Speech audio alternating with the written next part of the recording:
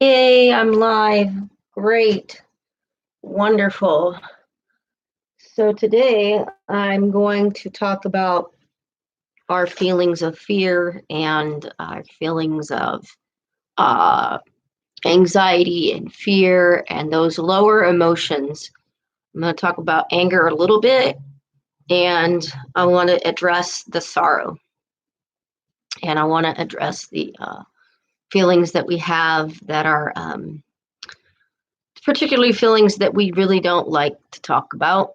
A lot of people like to mask the feelings. It's easier to deal with feelings of sorrow, or maybe somebody was hurt and they express it through anger. Anger is a surface emotion. So if you go below the iceberg that you see in the ocean, you go below into the ocean, you swim way down there, you will see that iceberg is much bigger than what you see on the surface. And all that below is the below real root um, emotions that are very, very much tangled in the deepness of our experience. And it could be embarrassment, it could be I felt hurt, or I felt guilty, or I felt shame, I felt misunderstood.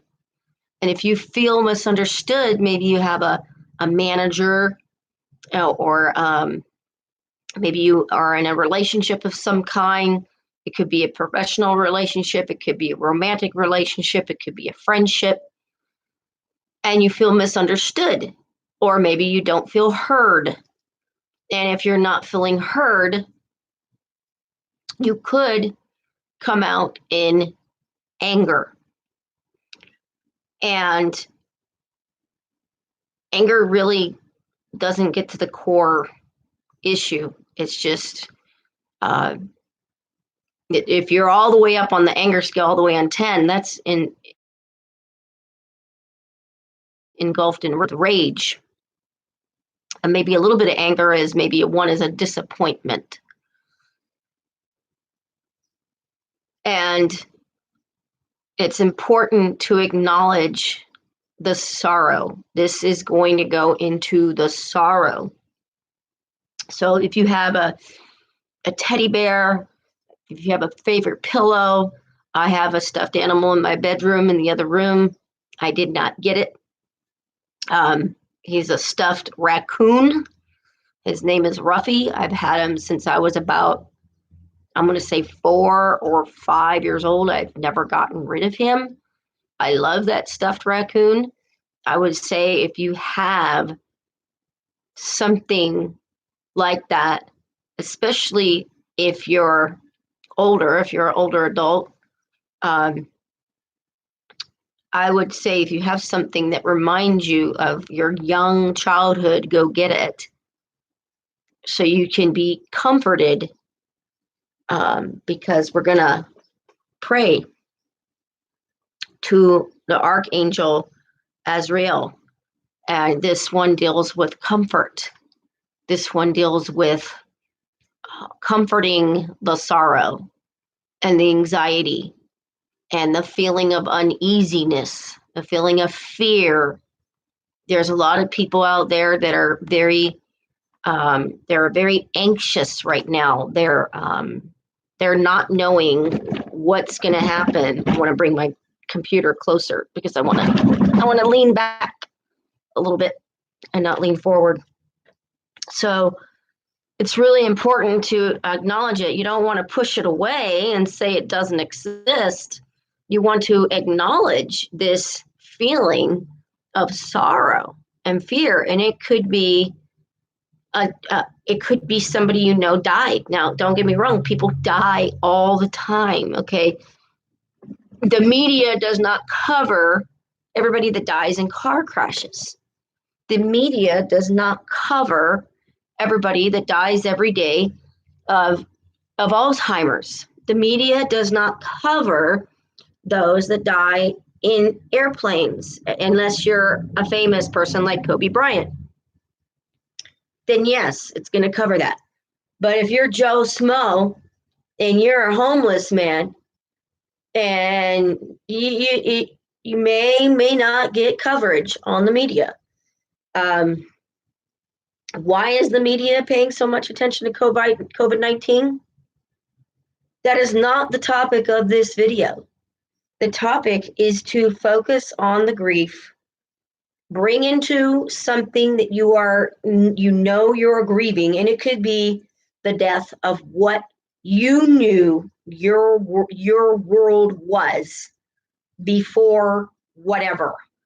And those that are in the United States, I think, are experiencing something a little bit different than those that are not in the United States, particularly if you're in California, because there is no set date to go into phase one of opening up the state just a little bit. Other states have May 1st or May 15th. I believe it was North Dakota, the governor did not shut down their state at all. So you may be grieving the loss of what your life used to be financially, socially. Okay, there's a lot of uncertainty, and that uncertainty can cause fear, and that fear can cause it to come out in anger. So you might want to get a pen, and you might want to write down 5 things that you might be worried about, like maybe, how am I going to pay my rent for the next 6 months? I don't know. When is blah, blah, blah going to get back to me? I have called them and I can't get through. I called them every day for 6 days and I can't get through. It could be, am I going to find a new job? Is my boss going to rehire me because I worked in this industry? And there's a lot of uncertainty now. So I would suggest you write down 5 things that you are worrying about and take 30 minutes a day just to worry about those things. Just limit your worry to 30 minutes a day. And then the other part of the day, don't think about it. Write down another list of things that you desire and focus on those. What can I do to make this happen? And it has to be within your control, because you can't control the media. You can't control other people. You can only control how you react and what you do with your time. But you can't say, well, I want the state to open. Okay, that's great. That's great. Can you paint pictures of businesses opening up? Maybe you can paint pictures of that. But you can't make other people do those things. We don't have the power to make other people do that.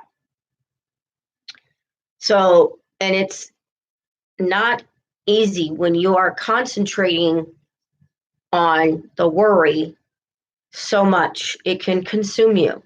And that's what we don't want. We want to bring to our attention the feelings, but we do not want to get stuck there. I am a big fan of Joe Dispenza, and he has certain meditations that you can do to where you actually become no one. If you listen to his meditations, you will see that he says you become no one, you become no thing, because you're not stuck in the past. Well, that person hurt me a week ago, or that person said A, B, and C to me a year ago. Let it go. You're not living in that now. That person said that to you a month ago. Let it go. They're not, are they standing in front of you right now saying the same thing to you right now? I would say that probably not. Let it go. Well, I was in a relationship and they hurt me. Let it go. Well, I was fired wrongly and I didn't do anything wrong and I'm still waiting to hear from, and it's been 8 months and I haven't heard anything. Let it go, create new. So I did this earlier today. I processed a little bit of grief very early this morning, about 7 this morning, and I cried. And it was a very good cry. And then I processed more grief about an hour ago. So if you want to do this with me, you can. And I just want you to get comfortable where you're at, and you can pray the way you know how. You don't have to copy a prayer. I'm going to do this on the fly because I believe a prayer is something that is unique to a person, and I believe it's something that is deep within your soul. And if it's from your heart, then it's sacred and it's real. And I believe that if you are authentic in that, then the archangels will be able to hear you and carry that message. So this is Archangel Azrael. And I just want you to get comfortable where you're at and take a few deep breaths. And if you want to close your eyes, you can. If you don't want to, you don't have to. I like to close my eyes because it gets me a little bit more relaxed because I tend to be a little bit high strung. I noticed that. I'm aware of that.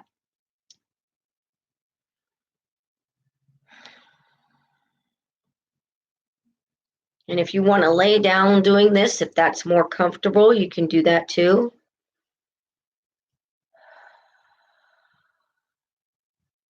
And see this beautiful archangel before you. See this very gentle, very loving archangel that is there to help you. It is there to listen to you. It is there to guide you and help you along with these fears that you have, with these anxieties, the uncertainties, and the sorrow that you are experiencing. And I want you to picture the sorrow and feel the feeling of sorrow. Feel it in your soul.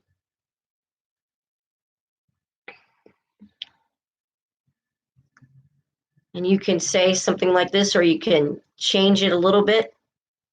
Archangel Azrael, I ask you to hear my prayer.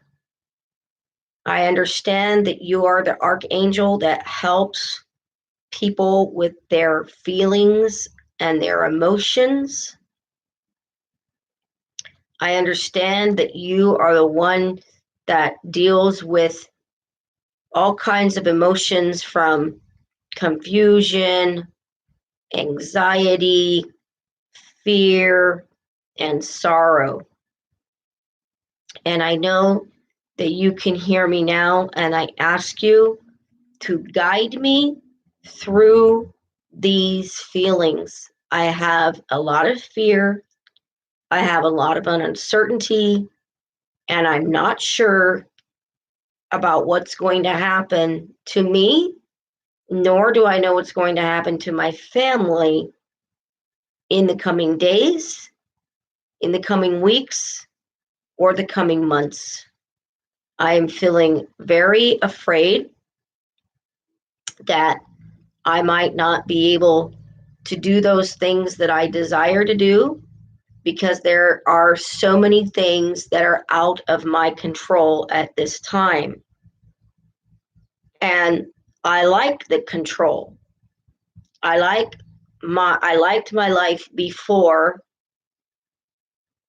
and now I can't do those things that I used to do because of the law. I'm feeling a little angry, and I'm feeling that the powers that be do not understand what they're doing. And I asked you to help me to grow into a better person through these emotions of fear and anxiety and a lot of sorrow. I am grieving the past. I'm grieving what was. I'm grieving the fact that I need to social isolate and I need to stay 6 feet away from other people that are not in my immediate family. And I ask that you would just get me through this time. And I don't know how long this time will be. This may be another 6 weeks. This may be another 6 or 8 or 10 months before we go back to the normal that I am used to. It could be 12 months before we go back to that normal. And I'm feeling very heavy on my heart. And I ask you to lighten the burden, lighten the sorrow just a little bit, because I am crying so much and the tears come in waves. The tears just come in waves and I'm overtaken by the sorrow. And it almost feels as though I'm picking up on the sorrow of others. They are in fear. They are uncertain. And there's a lot of people out there that can't sell their home. They can't sell it. There are no buyers. That people don't want to buy. And that maybe the people that do want to buy, they can't buy. And the people that want to break up and live together, they can't get away from each other. I feel a lot of energy that is going the wrong way, and it's making me sad.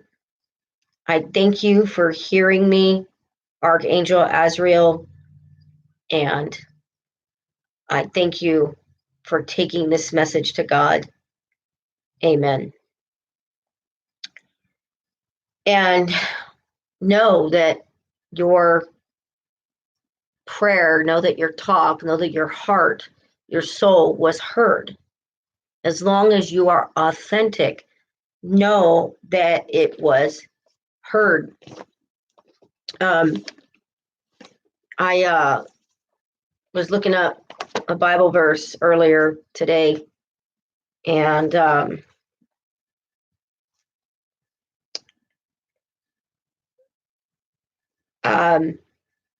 it's in Matthew chapter 7.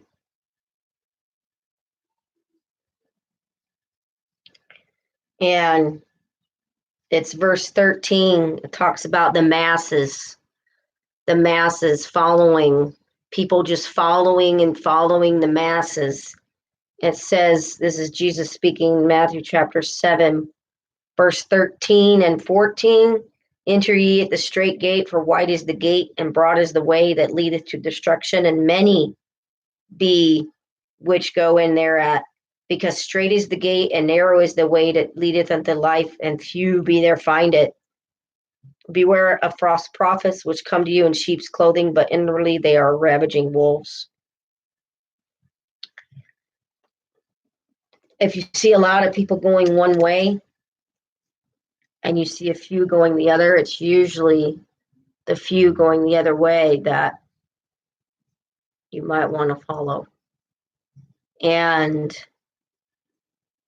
I hope we realize this is a time to wake up, a time to renew our mind, a time to focus on things higher, not just wealth and not just money, not just let me get mine and I'm not going to care about you, even though you're my neighbor. This is a time to focus on love. This is a time to focus on helping other people. There was a recent report about Gavin Newsom getting all these homeless people into hotels. Okay, that's good, but some people are going to ask, why doesn't the media cover how many people are homeless in the state of California? And why does the media just kind of mow over the homeless? Why don't we talk more about the homeless? And why don't we get more out there to help them? Why isn't there home builders making tiny homes that are like, 550 square feet? What? There's not a lot of media coverage about the homeless, and there's not a lot of media coverage about human trafficking. So that's good that the homeless are being in motels or hotels now, but why now? Why now? So this is a wake-up call for us to shift, not just to focus on outwardly appearances of what appears in front of us, but to look beyond what we see, okay, beyond what the media is telling us, and look above it and look beyond it, and to see the possibility of love, of peace, of harmony. I hope we're not going to a war. I hope, because wartime is not love. Wartime is not, it's not of peace. Wartime will divide us further. And wartime will hurt a lot of people. And it doesn't matter if we say, oh, we need to kill them over there. They're still human beings. They're still souls. They still have a family. And you might say, but they're the enemy. Let's kill them. They're still human.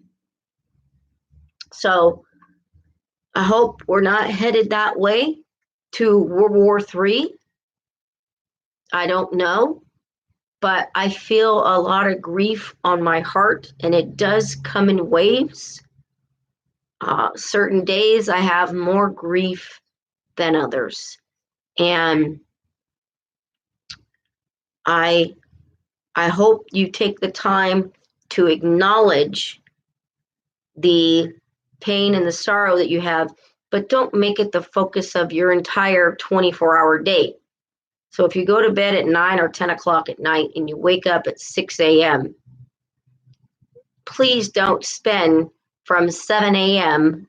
to 6 at night worrying about your bank account or about your former job or worrying about, am I going to be able to see my kids again? Give that to this angel, Azrael. If you need to pray again, you can focus on your worries for 30 minutes a day. Whoop, that just went down because it's not nailed up. And just know that the power is always in the now. The power you have is always in the now. We always get to create new. We always get to create something new. And we start that with our thoughts. It's always with our thought. And it's always within our power to think something new. So I'm not sure exactly what angel I'm going to talk about next, but I'm pretty sure that I will get a message and I will be told what needs to be addressed. And I think for right now, I think I need to do one video every day. And for right now, focus on the angels. A little bit later, I can expand my videos out. I can expand it on heart consciousness, and maybe I can do some other meditations later on. But for right now, I think We need to be really connecting to the divine. And there are many ways we can do that. Angels is just one of them.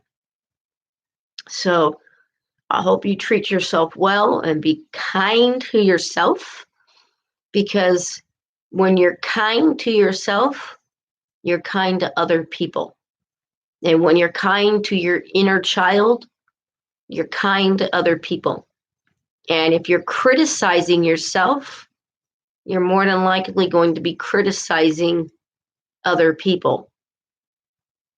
And you want this kind energy to flow through the world.